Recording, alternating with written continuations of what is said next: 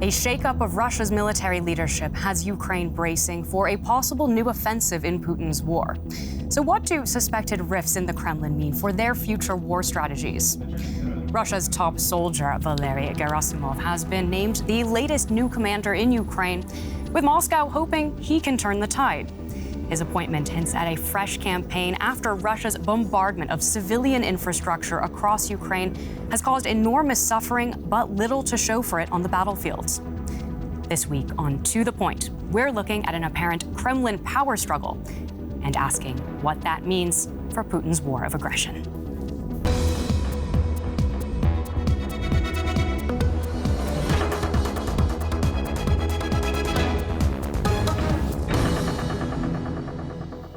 Hello and welcome to this week's edition of To The Point. I'm Claire Richardson in Berlin, and I'm delighted to welcome our guests.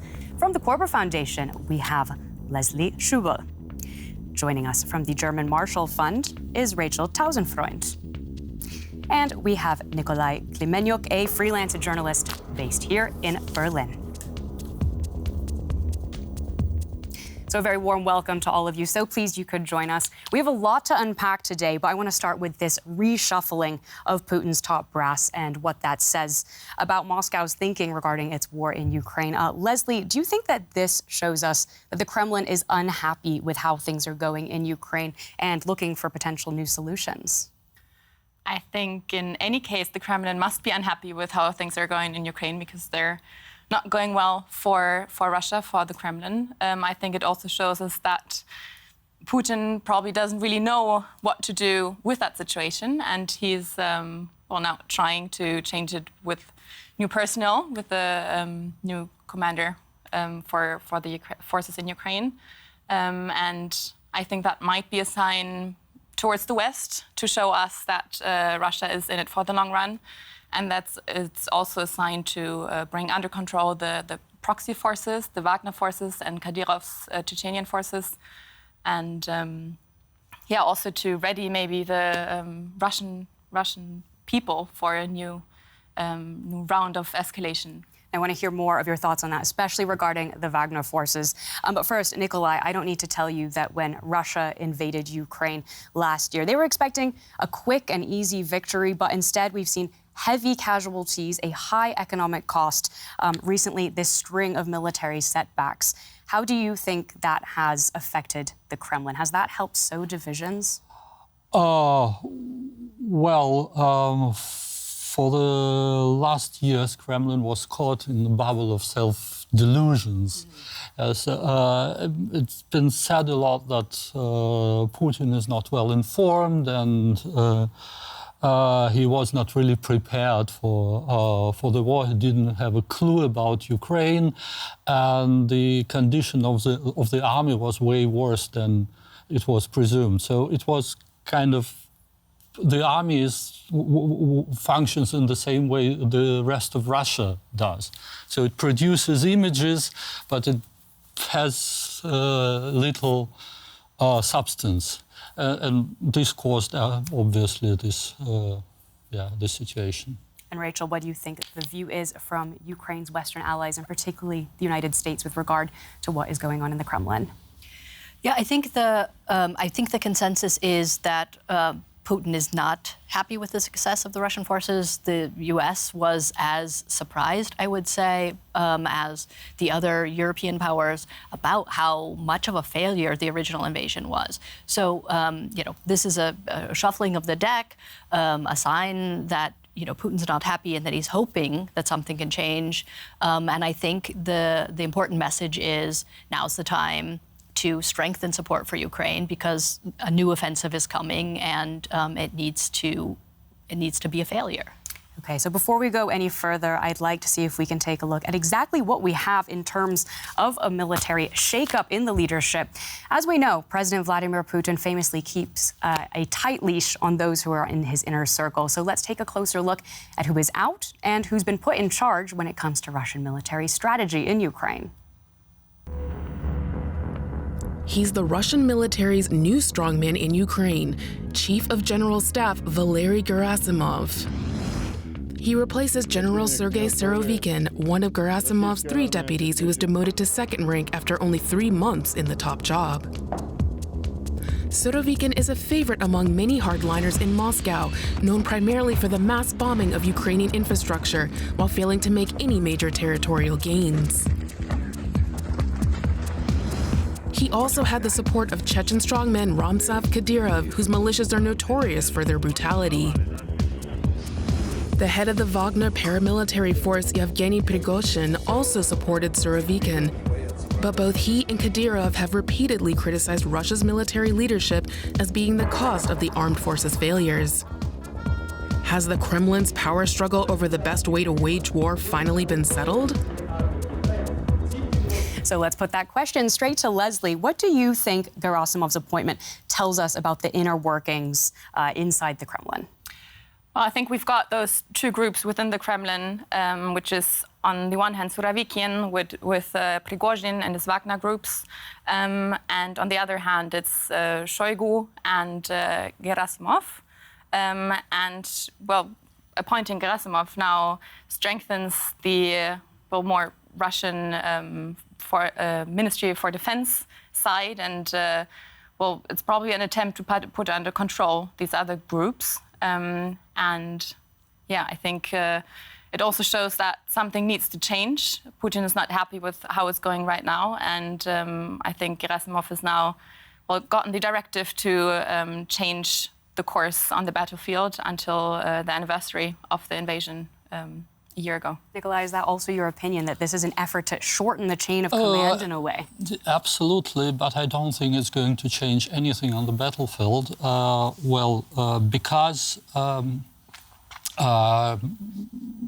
Because of the dysfunctionality of the system. So there's been a negative selection for years. They have very similar people thinking in very similar ways, acting in very similar manner, and when they replace, and what they really need is a structural change, new tactics, and they have to fight corruption. But presumably Putin is hoping that Gerasimov can turn things around for Russia in its war in Ukraine. Won't happen. You don't think that's going to happen? No, Do you think it might not. hint, though, at a renewed campaign in Ukraine, as many Western analysts have been suggesting? This is going to happen no matter who's in charge, so it doesn't change anything at all. Okay, so you see it as pure window dressing. Rachel, do you agree, or do you think that this could signal some kind of more substantive change in the way that Russia is planning its spring in Ukraine? I mean, I think a new, head of the military is probably going to bring some strategic changes. In the sum, I think it doesn't change. I'm not a Russia expert, but you still have a dictator problem. You still have a problem of, Putin be holding tightly onto the reins, probably not getting the best information because no one wants to give him bad news. Corruption was mentioned. So, I mean, I think there will be an attempt. I do think that they'll make a new offensive, but I'm not sure that there's reason to think it will be a lot more successful. I mean, all of the old problems are still there. Now, Leslie, you raised a really interesting point, and I want to come back to it, because some analysts do see this appointment as a result of this growing rift between the traditional establishment Russian military and then these proxy groups that are fighting in Ukraine on behalf of Russia, such as the Wagner Group, this private military company of mercenaries. Do you think appointing someone as senior as Gerasimov does signal a move toward reestablishing the Kremlin's control over what's happening in Ukraine? Well, I think it definitely represents an attempt to do so. This also might change very soon. You never know, how it's going on the battlefield. So it's a decision for now. And I think what's dangerous for Putin is that for the army, it's a signal that appointments can happen anytime. I think. It looked like everybody was surprised about it, not only the Western allies, but also inside from Prigozhin, Surovikin, Gerasimov himself, probably. So I think this is rather a sign that this might weaken the army from within and the trust in Putin and weaken loyalty in the troops. Now, it's important to mention that Moscow has, of course, denied that there's any conflict between the army and the Wagner Group. The Kremlin spokesperson, Dmitry Peskov, has said it was just purely a media invention. Nikolai, do you think that that's true? Well, according to military analysts and according to Ukrainian analysts, Wagner is the most capable fighting force in Russia. We can't say within the Russian army because they are not a part of the Russian army. And it is so there are two parts of Wagner, actually. Those professional military people or contractors and those inmates they are using as cannon fodder, prisoners. So it's kind of functional because Prigozhin relies on it. It's really essential for his asset. And his entire power lies within the efficiency of this troop. So yes, it is in many ways better equipped, better prepared, and way more functional than the regular forces of the Russian army. So. Now, Leslie, the boss of Wagner, Yevgeny Prigozhin, he's known as Putin's chef for his catering contracts. He's also showed up in war zones. He's criticized the Russian military leadership publicly. And then just recently, we saw this spat where he was trying to claim credit for an apparent victory in Soledar for the Wagner Group. Do you think that this is a sign that he has now pushed his luck too far? Well, it's most likely something that Putin doesn't like to see, especially the part where he, discredits basically the successes of the Russian army or the non-successes. But at the same time, Putin needs him because, what's happening on the battlefield, there's no successes without Wagner at the moment. So I think he doesn't have much of a choice. And as I said, this could change any minute. It's not a very set system. It's not, as we know it from maybe our democracies, that there's political capital. It's just Putin can send them away if he doesn't want them anymore. He hasn't done that yet. So I think until he does that, he's being wanted in the Kremlin. Please, go ahead. There is one important addition to this. We kind of tend to see Putin as an old apparatchik, as a KGB man, and we neglect his origins in organized crime. And with Putin, organized crime became an essential part of the state. So he is actually a gangster in Kremlin. And in these terms, Prigozhin is a very comfortable figure for him because he's a career criminal. So in ways, it's a logical development that someone like Prigozhin enters with no, state background, just a plain gangster, enters this system without additional baggage. Okay, so you see that as a natural fit. Do you agree?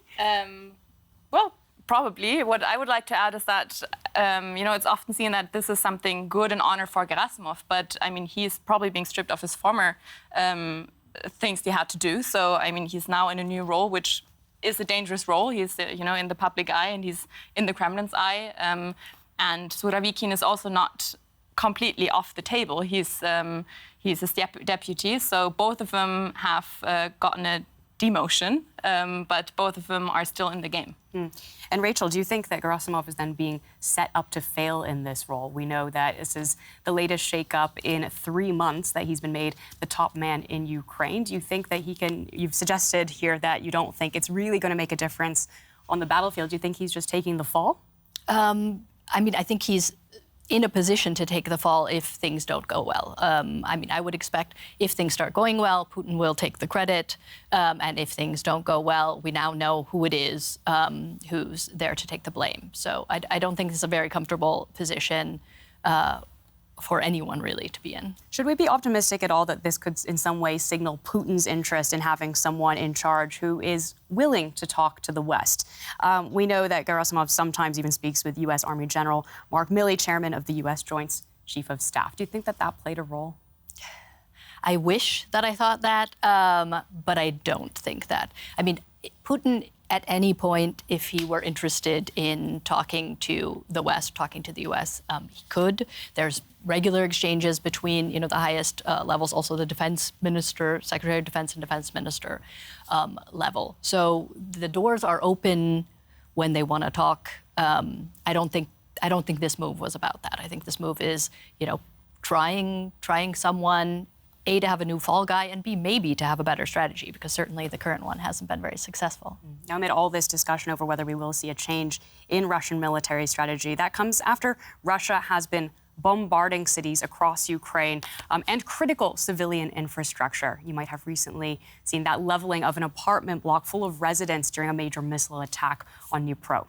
Now, following that attack, in his evening video address, Ukrainian President Volodymyr Zelensky actually switched to speaking in Russian in a direct appeal to the Russian people. And he accused all Russians who failed to condemn the attacks of cowardly silence.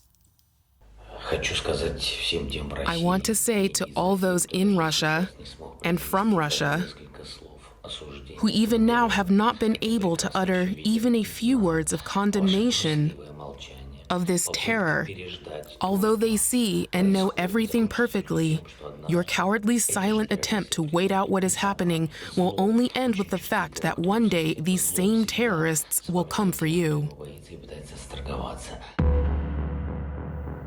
So Zelensky there with an emotional appeal. Leslie, you were actually living in Russia up until a few days before the invasion. And I want to ask you whether you think that this kind of appeal to the Russian population can be in any way effective. I was in Russia until a few days after the invasion, so I was still there. I think this is probably going to reach only the ones that are already reading independent news, not watching state propaganda channels. I think it's unlikely that a Zelensky speech is going to reach the homes of families that are already, far into the propaganda. I think this might be something that maybe children show their parents and show them, look, I don't agree with what you see on TV. Look what the president is saying. He's obviously not the person propaganda is portraying him to be.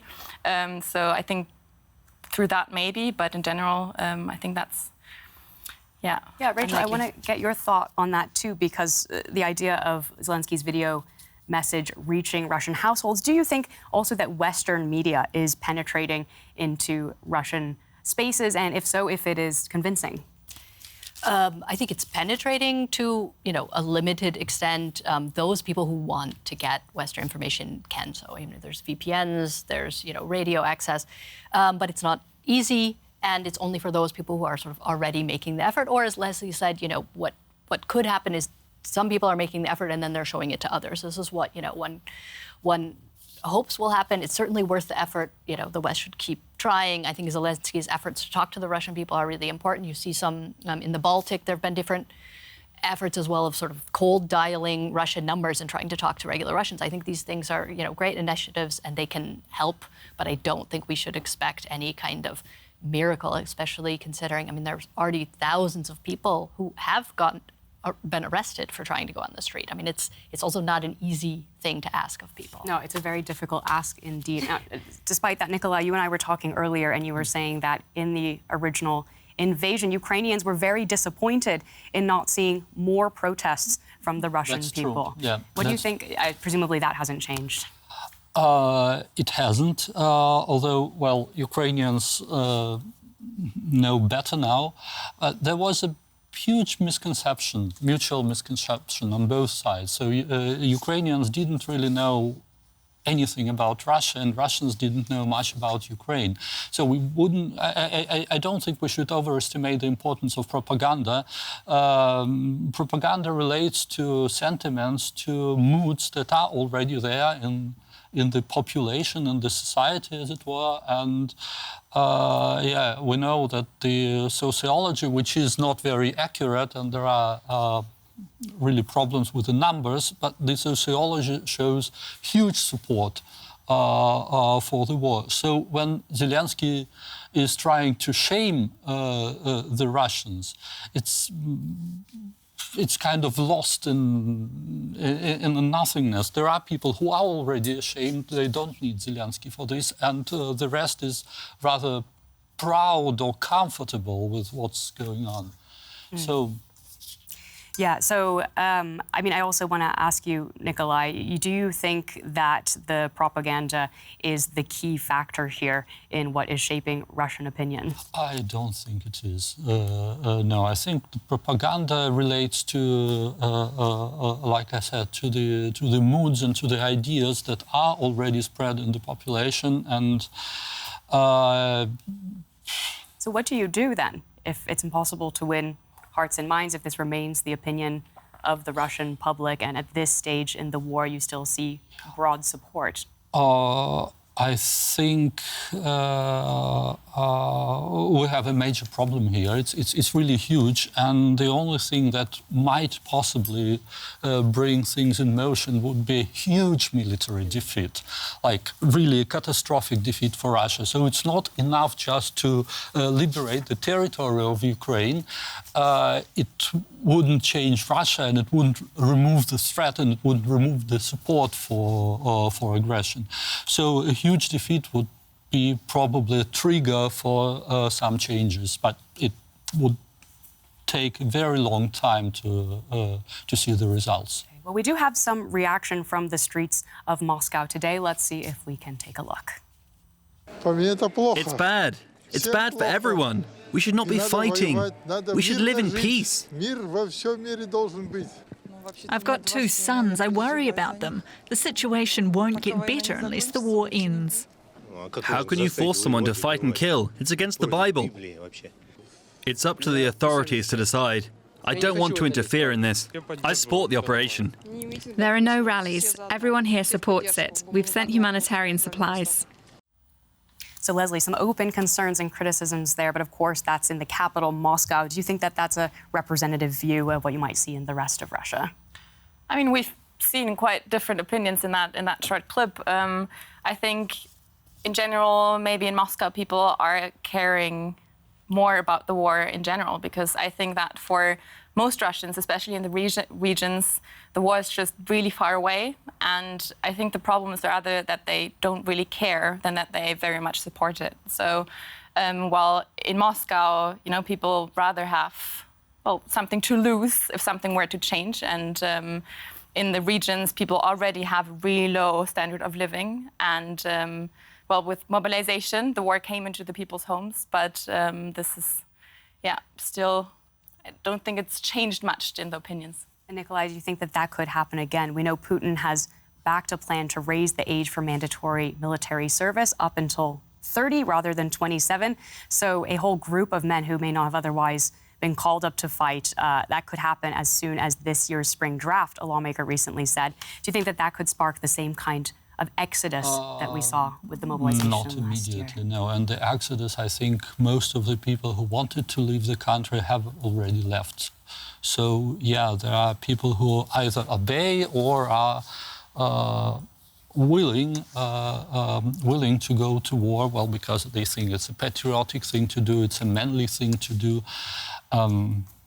So, defeat, yes. Many deaths or many conscripts, no. And Rachel, what's the view from the West? Do you think that the Russian army is still strong enough to even carry out a major offensive, or is what we're seeing with regard to the Kremlin shakeup of its top military just more propaganda? I think, that's really the open question. I think most people assume that the Russian army is still strong enough to mount some kind of renewed offensive, but opinion is quite divided on whether it will work any better than what's been planned before. I think that there was an initial fear of the Russian army, and people thought it was quite strong before the war started. And now these opinions have been mediated quite significantly, but no one is quite certain that they can't manage anything. I mean, it is still a very big power with a very big military. If they do a mobilization, I would expect it to be a bit painful and tragic first, even if it's not going to shift the game significantly. With all of that pain and tragedy, Nikolai, how much longer do you think that this can last? Nobody knows. Well, with this mobilization and with using, antiquarian equipment, they can cause a lot of troubles. They can inflict a lot of damage and suffering. So it can last for some time. Well, we are hoping the breakthrough can happen this year. It largely depends on the weapon supplies, but we don't know. It's a war. It's unpredictable. Yeah. And Leslie, what do you think it would take for that kind of major breakthrough to see an end to this? Well, I think what we need is unity in the West. We need to stand together and to supply Ukraine with all the weapon it needs to counter Russian aggression. All right, well, thank you so much. Our time is up, so we're going to have to leave it there. I want to thank you all so much for your fascinating insights into the Kremlin infighting, also what to expect from its shakeup in military leadership. To my guests, Leslie, Rachel, and Nikolai, heartfelt thanks. To everybody watching from home, thank you so much. We'd really love to hear your questions and comments. If you're watching on YouTube, you can just leave a comment below. So I'm Claire Richardson in Berlin. For me and the entire team working behind the scenes, thanks so much. Take care.